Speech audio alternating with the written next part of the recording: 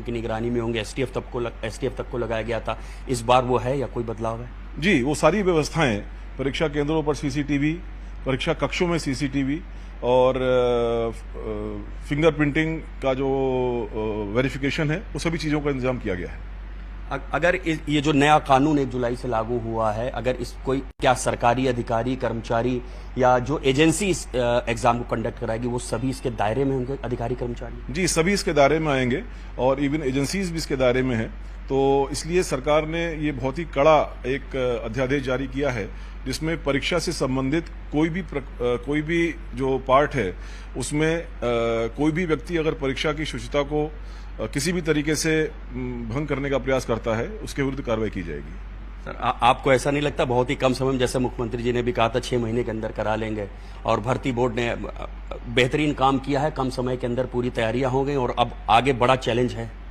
जी, ये एक बड़ा चैलेंज है, लेकिन पूरा शासन प्रशासन, पूरा भर्ती बोर्ड इस काम के लिए कृत संकल्प है कि इसको एक अच्छी तरीके से कराया जाए और हमको पूरा विश्वास है कि ये अच्छी तरीके से हम कराएंगे। ये थे पुलिस भर्ती बोर्ड के डीजी राजीव कृष्णा, जिनका साफ साफ कहना है कि इस भर्ती को नजीर बनाने की पूरी कोशिश की जाएगी, सख्त कानून की निगरानी और देखरेख में इस परीक्षा का आयोजन होगा। कैमरामैन। पिछले दिनों 60,244 पदों पर परीक्षा हुई थी, लेकिन गड़बड़ी के चलते परीक्षा को रद्द कर दिया गया। अब लिखित परीक्षा को दोबारा से कराने के लिए नई तारीख 23, 24, 25 और 30 और साथ ही 31 अगस्त तय की गई है। और ज्यादा जानकारी के साथ में ऋषभ मणि त्रिपाठी जुड़ गए हैं लाइव। ऋषभ मणि, शेड्यूल जारी कर दिया गया है, 23, 24, 25 और साथ ही 30, 31 अगस्त को परीक्षा होगी, लेकिन अब सवाल ये कि क्या कुछ इंतजाम किए गए हैं ताकि पहले जिस तरह से हमने देखा कि सवालों के घेरे में परीक्षा रही, उस तरह से अब दोबारा सवाल ना उठे? देखिए, जो सबसे बड़ी इसमें बात है वो ये है कि 1 जुलाई 2024 से ही उत्तर प्रदेश में पेपर लीक कराने, नकल कराने या इस तरह के षड्यंत्र में जो भी शामिल होगा उनके खिलाफ एक सख्त कानून बना दिया गया। उसकी अधिसूचित हो चुका है ये कानून, और इस कानून के तहत जो भी पेपर में नकल करेगा, पेपर लीक कराएगा या उसकी साजिश में भी शामिल होगा तो उसको उम्र कैद तक की सजा का प्रावधान है। इस सख्त कानून में 1 करोड़ तक का जुर्माना लगाए जाने का भी प्रावधान इस कानून में है।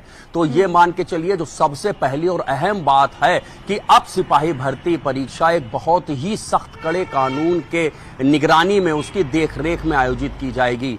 जब पिछली बार ये परीक्षा हुई थी तो इसका पेपर लीक हुआ था, जिसमें एसटीएफ ने बड़ी कार्रवाई की थी, सारे जिला पुलिस ने अच्छी कार्रवाई की थी, करीब 300 से ज्यादा लोग उसमें गिरफ्तार हुए हैं। जो उसके मास्टरमाइंड थे, चाहे वो राजीव नयन हो, रवि अत्री हो, विक्रम पहल हो, ये सभी लोग इस वक्त जेल में हैं।